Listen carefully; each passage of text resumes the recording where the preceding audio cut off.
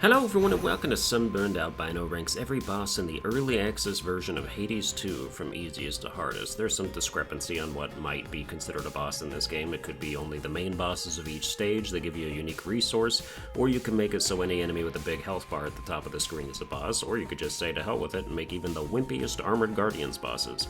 I went with the second option. As of this time period in early access, the story is unfinished and there are 6 main stage bosses and 2 other kind of bosses who have full health bars and don't just get stun locked to death for a total of 8. If there's one that I missed, they did a damn good job hiding it from me because I've done 30 runs in this game, so here's hoping I got them all, starting from easiest and working our way to hardest.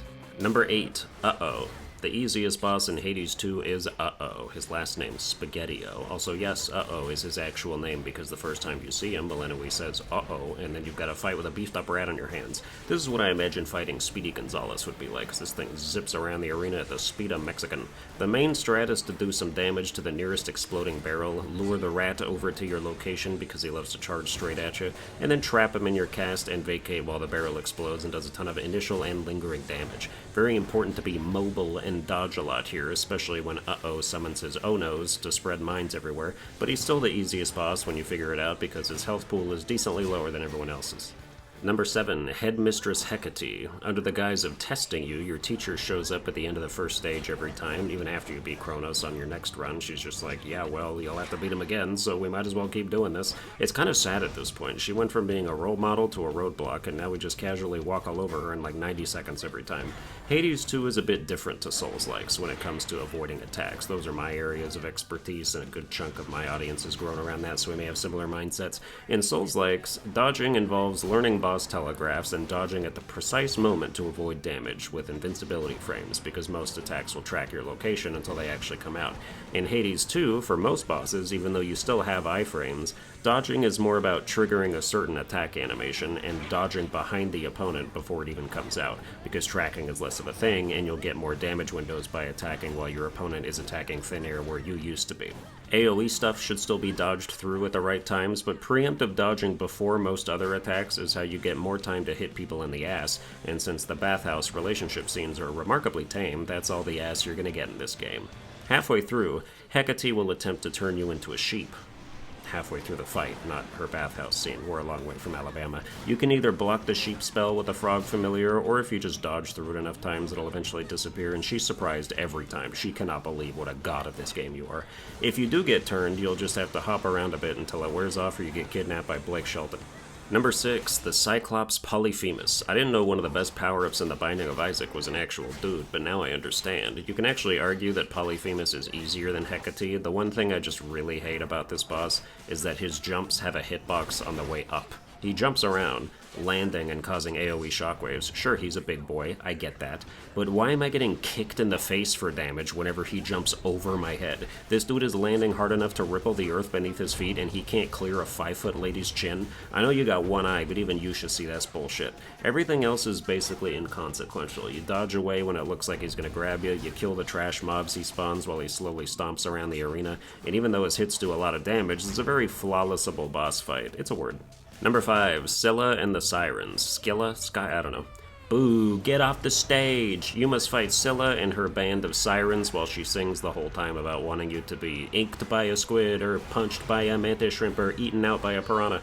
If it were me, the first thing I'd attack is the sound system, or if that fails, my own eardrums. What you should really attack first is the drummer, because everyone knows the drummer is the coolest part of the band, and in this case the biggest threat with her clustering AoEs. Make sure you dodge opposite of the way the AoEs are traveling, because you don't want to dodge past one group just to land in the next. If you've got any cast boons that do damage over time, plop those down while you're wailing on the drummer, or anyone, in any situation really. I know I've criminally underutilized those, and it's not until recently that I realized how much supplemental damage they can add. The guitarist is next, infrequently charging at you and unleashing her period wherever she ends up. Scylla herself is annoying because she's invulnerable from the back, and likes to constantly just have active hitboxes in front of her clam. But she'll still beat Chowder eventually. Number 4, Charybdis the Devouring. This thing came in right under the wire. I didn't even know it existed until I was doing a run to get boss footage of Eris for this video, and it showed up out of nowhere. I've got a pretty solid Scorch Dagger build going here, but Charybdis is still decently tanky. Its tentacles each have several attacks they can launch, from shockwaves to physical twirls to arrow shots. and plays out kind of similarly to the Hydra fight from the first Hades, except you're only ever supposed to attack the tentacles, you can never do main damage to the body. After enough limbs are sliced up, the Kraken unleashes this barrage of homing projectiles that explode into 10 minis each that still try to home in on you, so you've got to take a wide path and lead them on like you're running a zombie train, utilizing the full length of the arena to get around and dodge through them.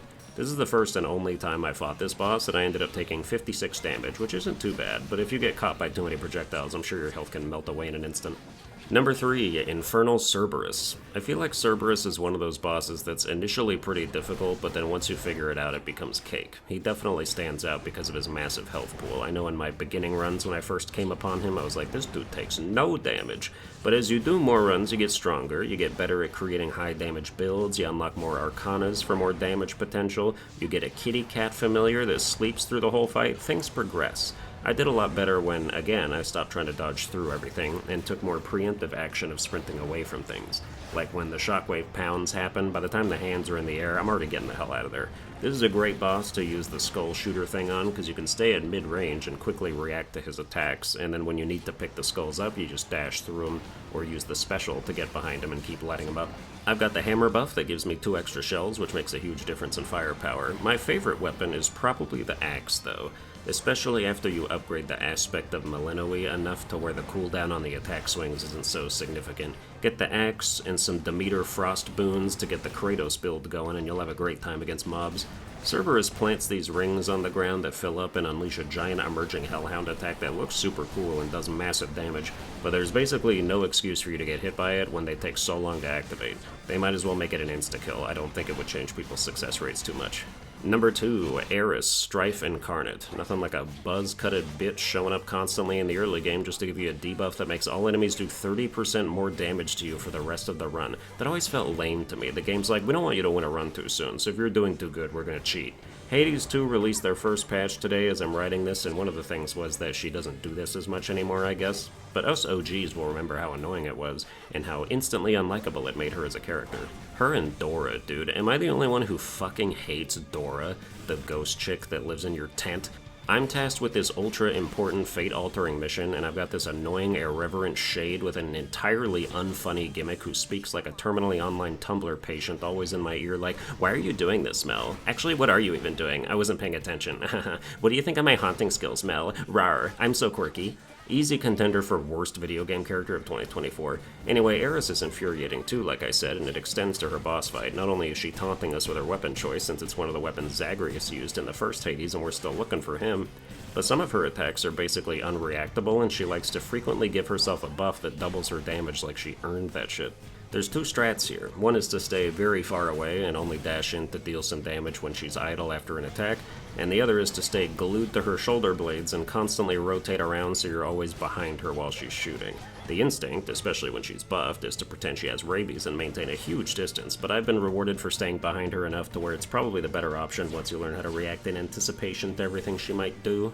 Number 1, Kronos, Titan of Time. The hardest boss in Hades 2 Early Access is currently, and fittingly, Kronos. I had to pull out all the stops to beat this guy. After dying to him like 7 times in a row, I wondered if I'd ever break ground. But some outside adjustments helped a lot. For instance, don't underestimate the efficacy of the Arcana card that makes enemies take 20% more damage when they're in your cast. That thing makes a big difference once you start actually casting a lot.